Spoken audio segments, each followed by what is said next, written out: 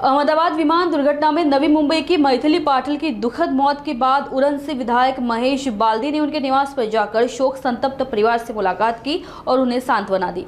महेश बाल्दी ने इस दौरान कहा कि वे मैथिली का मृतदेह जल्द से जल्द लाने के लिए खुद निगरानी कर रहे हैं और यदि जरूरत पड़ी तो वे खुद आगे बढ़कर मदद करेंगे। उन्होंने यह भी कहा कि परिवार ने एक होनहार बेटी को खोया है जिसे पूरा घर शोक में डूबा हुआ है। विधायक ने प्रशासन से जल्द कार्रवाई की मांग की है।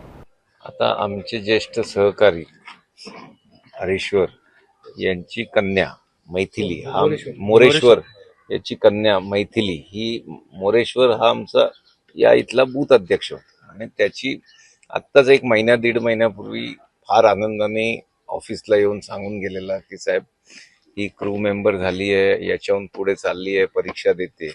एक आनंदाचं वातावरण घरात असताना असा अपघात होतो आणि ती आम्हाला सगळ्यांना सोडून जाते।